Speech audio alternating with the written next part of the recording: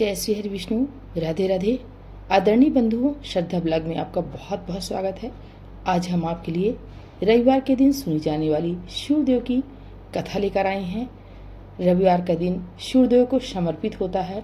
ज्योतिष शास्त्र के अनुसार 9 ग्रहों में सूर्यदेव को राजा माना जाता है, जिनकी साधना आराधना करने से कुंडली के सभी दोष दूर हो जाते हैं। कुंडली में सूर्य यदि मजबूत अवस्था में है तो व्यक्ति को समाज में खूब मान सम्मान और सुख समृद्धि मिलती है। आइए सुनते हैं रविवार व्रत की कथा पूरी सुनेगा और अच्छी लगे तो प्लीज़ लाइक, चैनल को सब्सक्राइब जरूर कीजिएगा। प्राचीन काल में एक नगर में एक वृद्धा रहती थी। उनका नियम था कि वह हर रविवार घर के आंगन को गोबर से लीपकर भोजन तैयार करती और सूर्यदेव को भोग लगाकर ही भोजन करती थी। ऐसा व्रत करने से उसका घर अनेक प्रकार के धन धान से पूर्ण था। श्री हरि की कृपा से घर में किसी प्रकार का विघ्न या दुख नहीं था। सब प्रकार से घर में आनंद रहता था। इस तरह कुछ दिन बीत जाने पर उसकी एक पड़ोसन, जिसकी गौ का गोबर वह वृद्धा लाया करती थी, विचार करने लगे कि यह सर्वदा वृद्धा सुखी है, मेरी गौ का गोबर ले जाती है, इसलिए अपनी गौ को घर के भीतर बांधने लग गई। वृद्धा को गोबर न मिलने से रविवार के दिन अपने घर को न ही लीप सकी, इसलिए उसने न तो भोजन बनाया न भगवान को भोग लगाया तथा स्वयं भी उसने भोजन नहीं किया।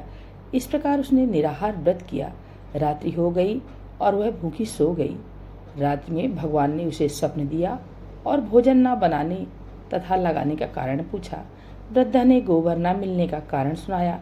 तब भगवान ने कहा कि माता, हम तुमको ऐसी गौ देते हैं जिससे सभी इच्छाएं पूर्ण होती हैं, क्योंकि तुम हमेशा रविवार को गौ के गोबर से लिपकर भोजन बनाकर मेरा भोग लगाकर खुद भोजन करती हो। इससे मैं खुश होकर तुमको वरदान देता हूँ।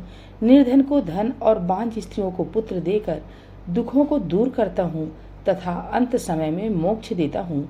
स्वप्न में ऐसा वरदान देकर भगवान तो अंतर्धान हो गए और वृद्धा की आंख खुली तो वह देखती है कि आंगन में एक अति सुंदर गौ और बछड़ा बंधे हुए हैं। वह गाय और बछड़े को देखकर अति प्रसन्न हुई और उसको घर के बाहर बांध दिया और वहीं खाने को चारा डाल दिया। जब उसकी पड़ोसन वृद्धा ने घर के बाहर एक अति सुंदर गौ और बछड़े को देखा तो देश के कारण उसका हृदय जल उठा और उसने देखा कि गाय ने सोने का गोबर किया है, तो वह उस गाय का गोबर ले गई और अपनी गाय का गोबर उसकी जगह रख दिया। वह नित्य प्रति ऐसा ही करती रही और सीधी सादी वृद्धा को इसकी खबर होने नहीं दी। तब सर्वव्यापी ईश्वर ने सोचा कि चालाक पड़ोसन के कर्म से वृद्धा ठगी जा रही है, तो ईश्वर ने संध्या के समय अपनी माया से बड़े जोर की आंधी चला दी। वृद्धा ने आंधी के भय से अपनी गौ को भीतर बांध दिया। प्रातःकाल जब वृद्धा ने देखा कि गौ ने सोने का गोबर किया तो उसके आश्चर्य की सीमा नहीं रही और वह प्रतिदिन गौ को घर के भीतर बांधने लगी। उधर पड़ोसन ने देखा कि बुढ़िया गौ को घर के भीतर बांधने लगी है और उसका सोने का गोबर उठाने का दांव नहीं चल रहा, तो वह ईर्ष्या और डाह से जल उठी और कुछ उपाय न देख पड़ोसन ने उस देश की राजा को सभा में जाकर कहा, महाराज, मेरे पड़ोस में एक वृद्धा के पास ऐसी गऊ है जो आप जैसे राजाओं के योग्य है। वह नित्य सोने का गोबर देती है।